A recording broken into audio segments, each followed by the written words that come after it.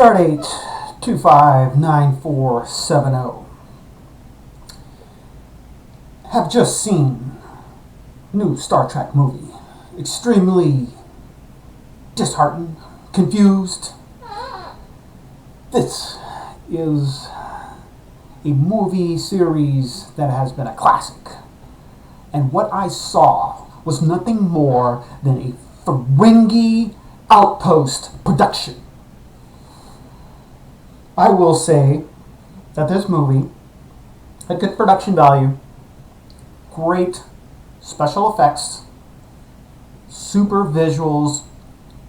A lot of money was put into the graphics and presenting this movie.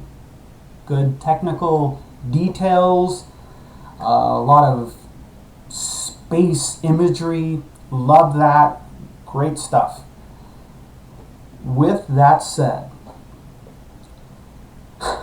I mean, the plot, what?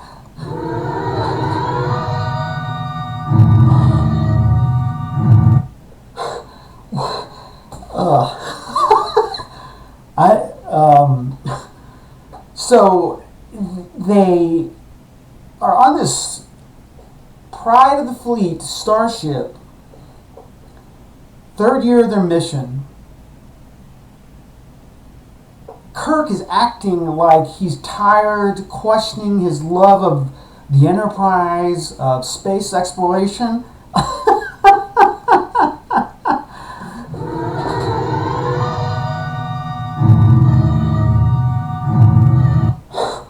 I mean, where, Captain Kirk?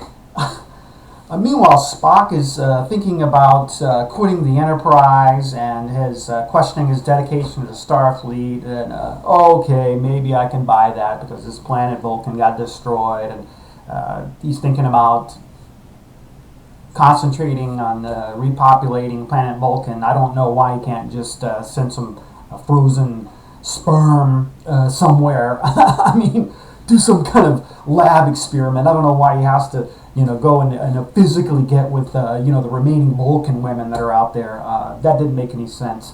There was the villain who was just another, fill in the blank, one weird alien race after another. There wasn't this the same type of alien from the last Next Generation movie? It even looked the same. Whoo!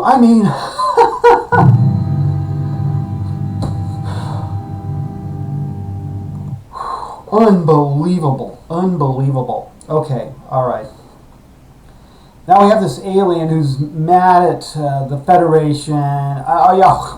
When have we haven't had an alien mad at the Federation before? Good Lord. You plucked this out of like 3 or 4 different Star Trek movies, previous movies. That's unbelievable. And so we have this evil guy, mad, that nobody's ever heard before, nobody knows him, no continuity with the series, comes out, some mysterious guy who has incredible powers, more than the Romulans, more than the Klingons, more than the Borg. They have these tactics that no one else has ever seen before. That they just came out of nowhere, and they just happen to be right there. In this hidden nebula that we don't know anything about. So Kirk just went flying into it, no caution. No probes sent in. And if there were probes sent in, there's nothing back from to indicate that there's anything going on there. Very.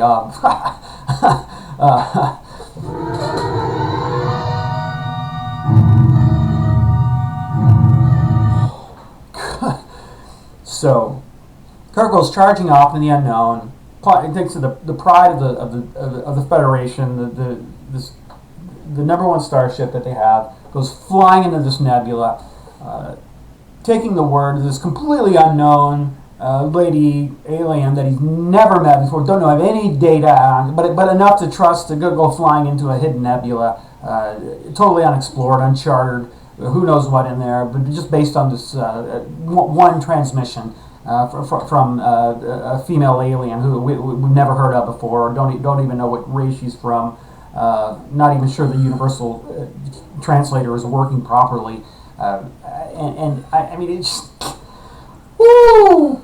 All right, so they go flying in there, half-assed, not prepared, ready for anything that they encounter. Kirk's supposedly totally gullible, flies in there with this lady. So they get in there, and there's this ruthless alien, and the ship gets torn to shreds. Somehow manage to keep its power systems all together, and they land on this planet that's apparently they can walk around. There's no sensors or anything, so the aliens have this super technology that just took down the flagship, the Enterprise of Starfleet, the USS Enterprise. The flagship of Starfleet, they just manhandled it, shredded it, apparently with this incredible technology and battle skills, but yeah, they don't have sensors on their own planet to detect humans walking around? Woo!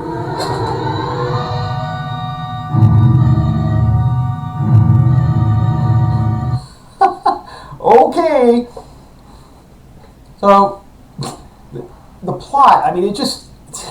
And it's supposedly this old starship captain that had these hidden powers that weren't quite explained. And then we have... So the plot was just nonsensical. Didn't make any sense at all. Okay, now let's look at the storyline. So Sulu's gay now. Woo!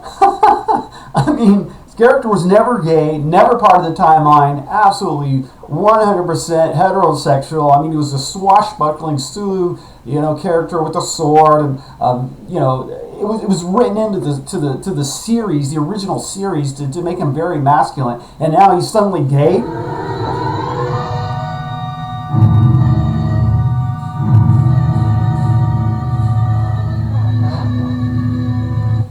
Okay, all right. So let me get this straight. Okay. And before we get that, let's move back to the beginning of the movie. Okay, Kirk and Dr. McCoy are having a toast with some liquor that they found in Chekhov's locker, like he was dead or something, and McCoy was going through his final belongings, and he comes up with this bottle of scotch. Yet the next scene, Chekhov is perfectly alive on the bridge? What?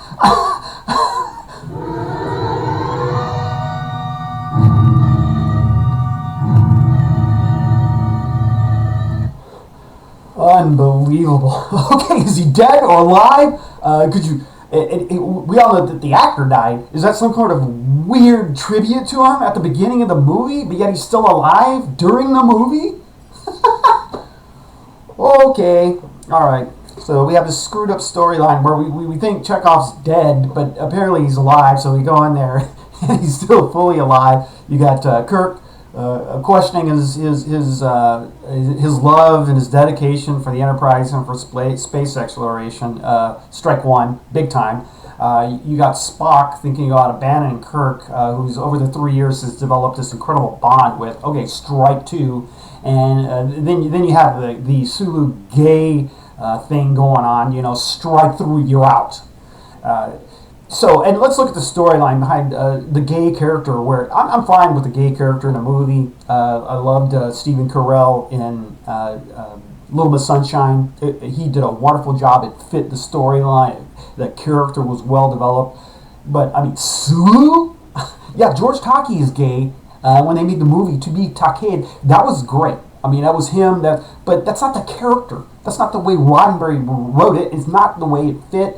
It just didn't fit. It wasn't part of it. And it was ramrodded in there. And then you have this weird storyline where his gay lover is apparently living with their child. Not enough just to have a casual gay acquaintance or something like that. He's got to have a kid. He's got to be married. He's got to have his gay lover. Oh, okay, yeah, real great. Oh, okay, yeah, that's just logical. Logical as can be. Makes perfect sense. Okay.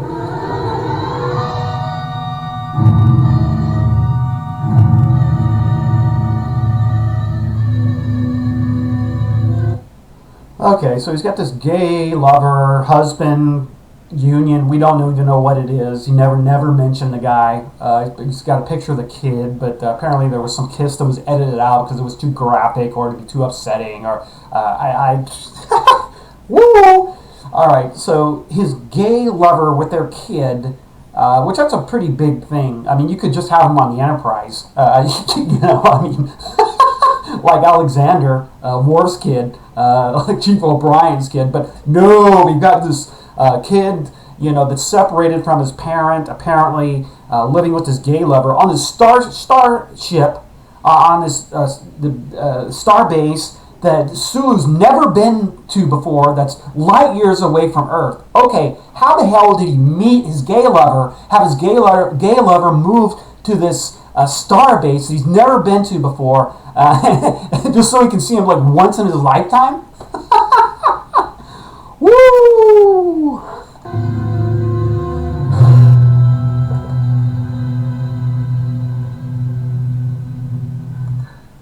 All right, so we have this, and here, let me expound a little bit further on the motives of the producers. The reason that the gay bit was put in there, maybe a tip of the hat to George Takei. Okay, they could have done it another way, sure, but maybe a tip of the hat. But here's what I think. I think he put the gay character in there because they wanted to make the movie bulletproof from critics. If anybody criticized this movie, anybody criticized Sulu, anybody criticized the storyline, bigot. They put the bigot label on them, and so every single movie reviewer scared shitless to make anything negative, to say, well, I don't know, the character didn't fit, it wasn't developed, and it was kind of a rocky storyline.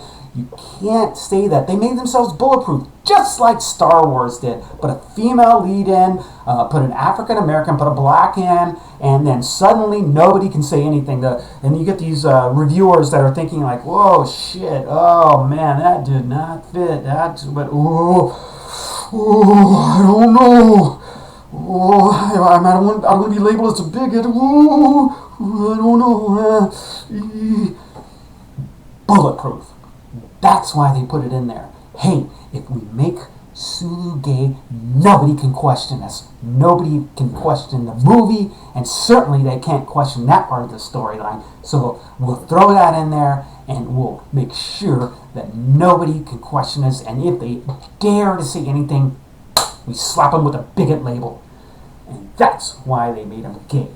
That is why it was in there. Same thing happened in Star Wars, only it was with a female lead and an African American main actor. Congratulations to Star Trek. You used what was a great tool for advancing minorities. Sulu, one of the first real Asian actors that wasn't just a karate master, and Okura, who was the first independent black woman. I mean, you had all these really good things that come out of Star Trek that were good for society, good for the advancement of minorities, that gave them good role models. But it fit the series. And then when they tried to do Captain Janeway as this female captain,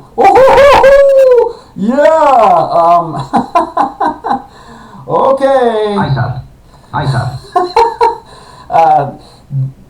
It just was dog shit. They kept it on life support for a while, just because, we got to have this, female captain, politically correct. Meanwhile, the ratings were going, woo!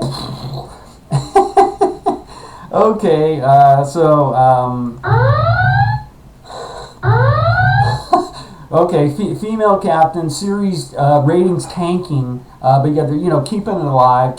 Then they have the Black Vulcan, which didn't fit. All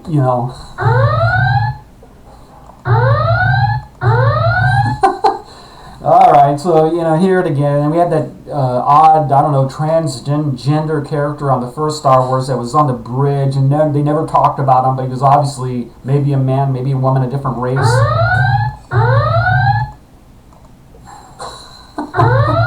Okay, all right.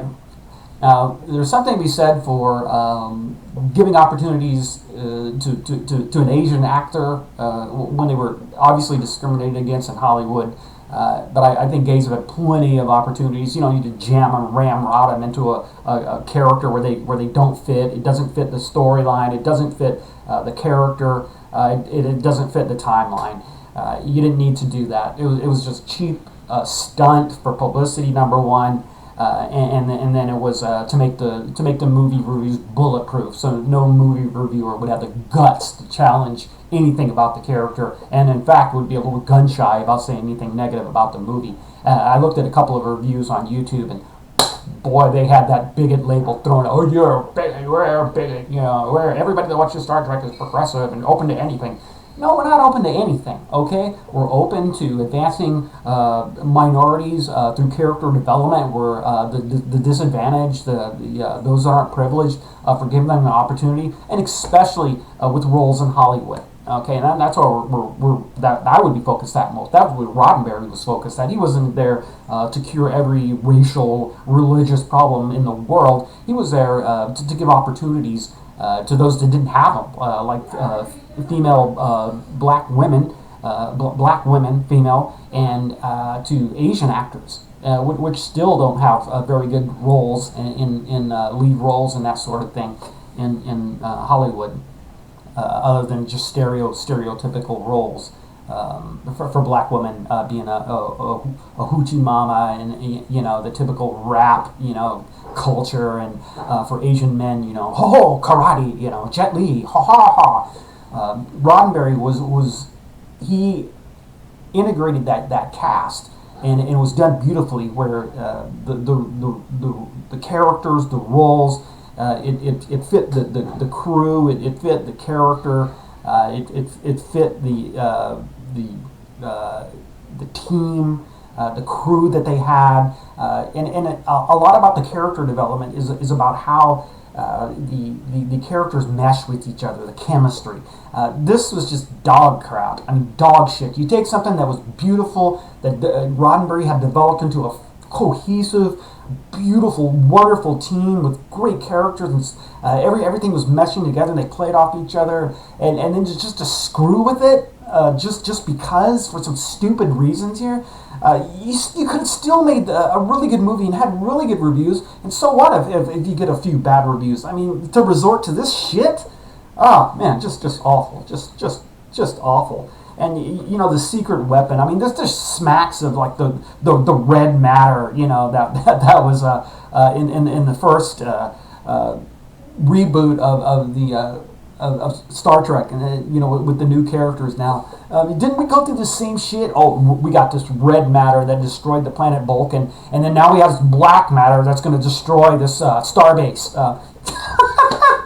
Woo! Oh god.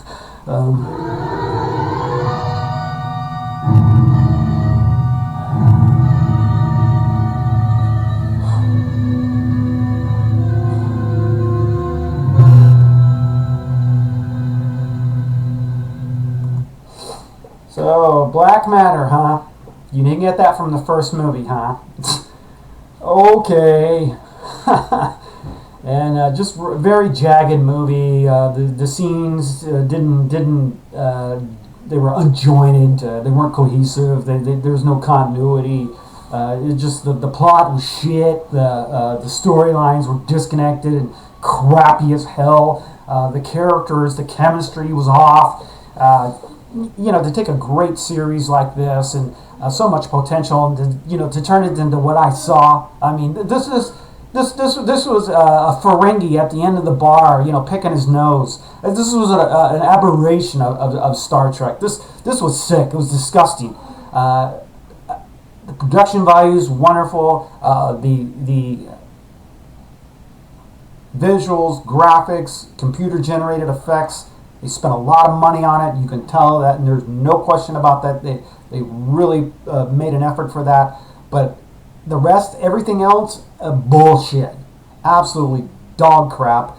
And I think I stepped in a steaming pile here, and I might be done with Star Trek. If this is what it's going to be, a politically correct, just Oh, and let's talk about another thing too about ripping off the other Star Trek movies. I've already mentioned it several times here, but you want to talk about ripping off another Star Trek movie? I mean, does anyone remember? I think it was the second Next Generation movie when the Enterprise crashed into the planet, and the saucer section skidded across. I mean, it was like a frame by frame rip off of the second Next Generation movie. Oh God! The Enterprise gets destroyed and crashes. You know,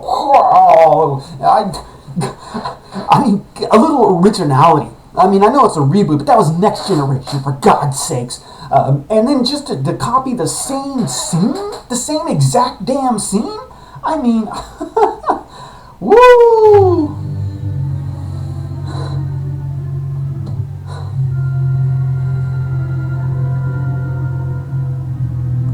I mean, I know it's a reboot, but just ripping off the earlier movies. I mean, God, come up with an original